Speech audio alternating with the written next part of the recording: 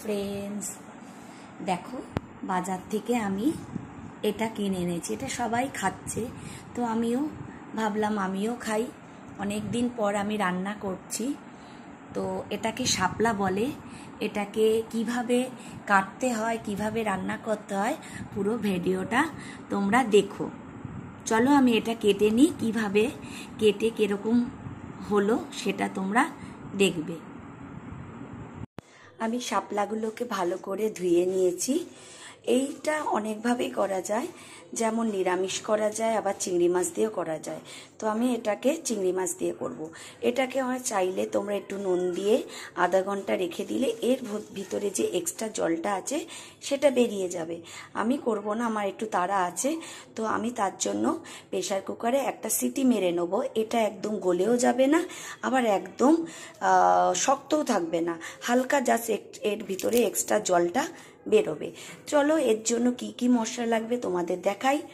প্রথমে লাগবে পেঁয়াজ কুচি, টমেটো, কাঁচা লঙ্কা, আদা, আর লাগবে সাথে চিংড়ি মাছ, যেহেতু আমি চিংড়ি মাছ দিয়ে করছি। তো দেখতে থাকো কিভাবে আমি করি। প্রেসার কুকার আমি বসিয়ে দিয়েছি, এবার এতে আমি একটা সিটি মেরে নিয়ে দেখাচ্ছি কেমন হবে। কড়াইতে তেল দিয়ে নেবো।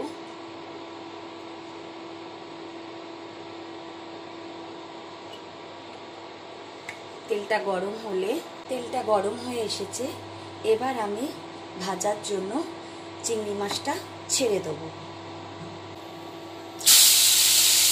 চিংড়ি মাছটা ভালো করে ভেজে তুলে রাখবো।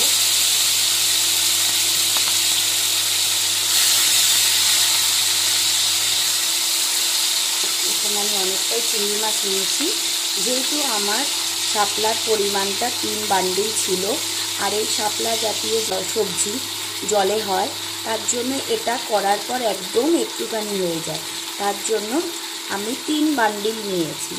তো সেদ্ধ করার পর একদম কমে গেছে। চিংড়ি মাছটা ভালো করে ভেজে নেব। চিংড়ি মাছটা আমার ভাজা হয়ে গেছে, এবার আমি তুলে নেব।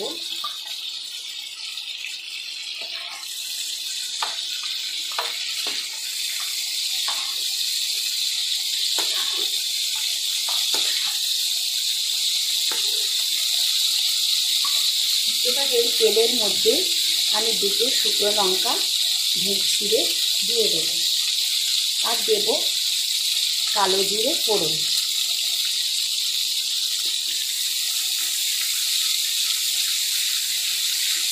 ফোড়নটা ভালো করে ভেজে নেব।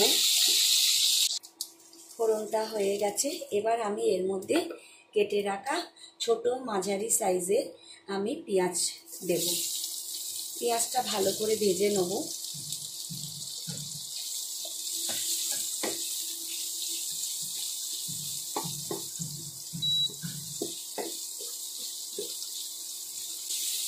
পেঁয়াজটা হালকা বাদামি কালার হলে তখন কেটে রাখা 2টো ছোট টমেটো আমি দিয়ে দেব।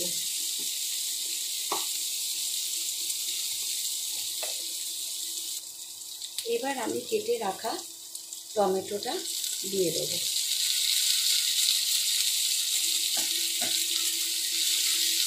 ভালো করে নেড়ে চেড়ে নেব। আমি এর মধ্যে এখনো নুন হলুদ দিইনি, এবার আমি এর মধ্যে নুন হলুদ দেবো। যেহেতু আমি সেদ্ধ করার সময় শাপলার মধ্যে একটু নুন আর একটু হলুদ দিয়েছি, তাই জন্য আমি 1/2 চামচ নুন দেব,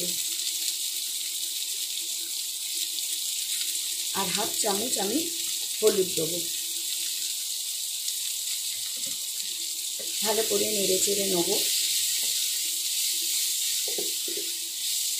টমেটোটা একটু নরম হলে বাদ বাকি আমি মশলাগুলো এর মধ্যে ঢেলে দেবো।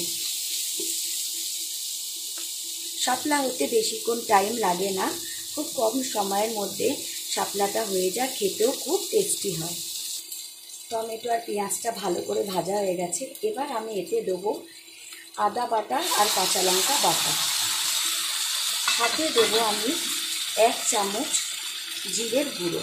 ভালো করে মশলাটাকে আমি কষিয়ে নেব।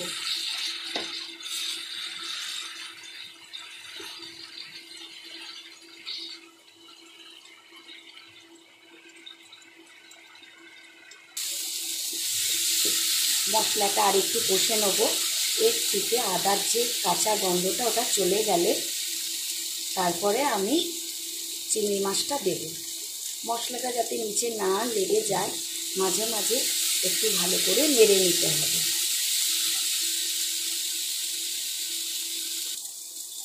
মশলাটা ভালো কষে এসেছে। এবার আমি এর মধ্যে 1 চামচ লঙ্কার গুঁড়ো দেবো।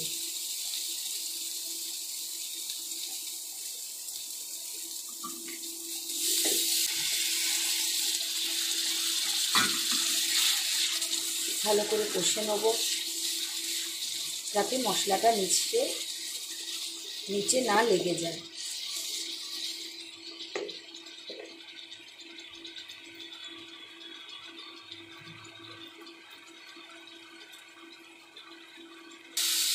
দেখুন মশলাটা আমার ভালোভাবে কষা হয়ে গেছে।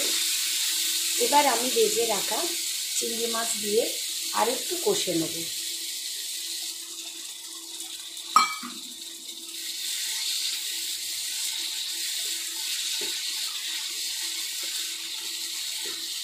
খুব সুন্দর গন্ধ বেরিয়েছে, খেতে না জানি কত ভালো হবে। এটা রান্না করা একদম সিম্পল আর খেতেও খুব সুস্বাদু। একটু ঢেকে দেবো, ঢাকনাটা তুলে নেব।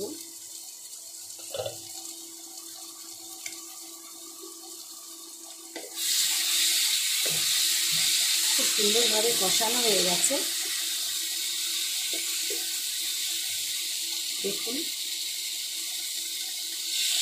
এবার যেটা করব সেটা হচ্ছে সেদ্ধ করে রাখা আমার শাপলাটা এর মধ্যে দিয়ে দেবো। দেখুন কতটা এনেছিলাম সেদ্ধ করার পর ঠিক এইটুকানি হয়ে গেছে। ভালো করে নেড়ে চেড়ে নেব।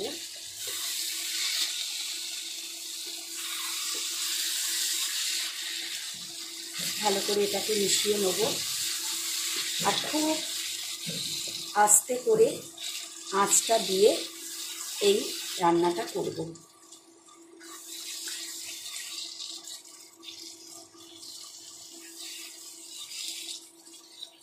এটা সেদ্ধ করা আছে, জাস্ট এটা এখন 10 মিনিটের জন্য আমি একদম নিম আঁচ করে দেবো মশলার সাথে ভালো করে মেশার জন্য। চলো তাহলে ঢাকা দিয়ে দিলাম, দেখা যাক কেমন হয়। ঢাকনাটা তুলে দেখে নেব কেমন হলো।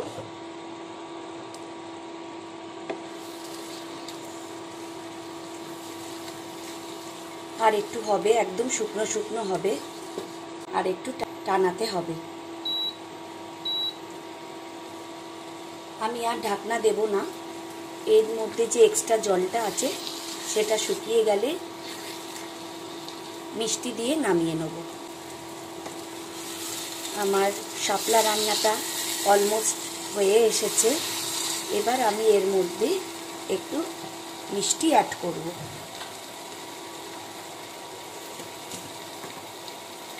এতে আমি 1.5 চামচ চিনি দেবো। ছোট চামচে 1.5 চামচ চিনি দিলাম। এটাকে ভালো করে নেড়ে নেব। কালারটা তো খুব সুন্দর হয়েছে আর গন্ধও খুব ভালো বেরিয়েছে। গরম গরম ভাতে অসাধারণ লাগবে খেতে। তোমরা যারা এখনো খাওনি তারা কিনে খেতে পারো। এটা বেশি দামও না আর খেতেও খুব সুন্দর লাগে। চলো আমি আরেকটু টানানো হোক, আমি তারপরে ঝাল নুন মিষ্টিটা দেখে নেব। মিষ্টিটা ভালো করে মিশে গেছে। এবার আমি দেখব ঝাল নুন মিষ্টিটা ঠিক হয়েছে কিনা।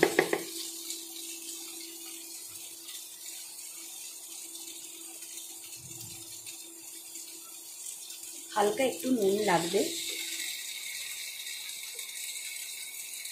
সামান্য পরিমাণে নুন লাগবে। ভালো করে নুন দিয়ে মিশিয়ে নেব। আবারও তোমাদের জুম করে দেখাই, এত সুন্দর হয়েছে। দেখো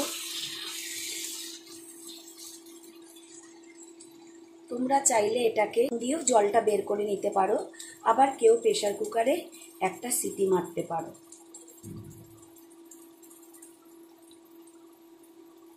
আমার রান্নাটা হয়ে গেছে, একদম শুকনো হয়ে গেছে। এবার নামিয়ে নেব। আমার শাপলা রান্নাটা হয়ে গেছে। দেখো কি সুন্দর লাগছে না? খেতেও ততটা সুন্দর লাগবে।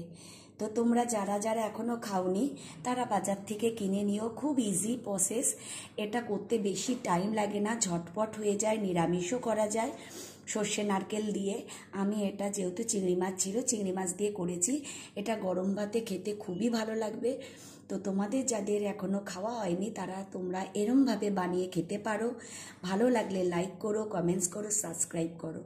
চলো তাহলে বন্ধুরা, টাটা।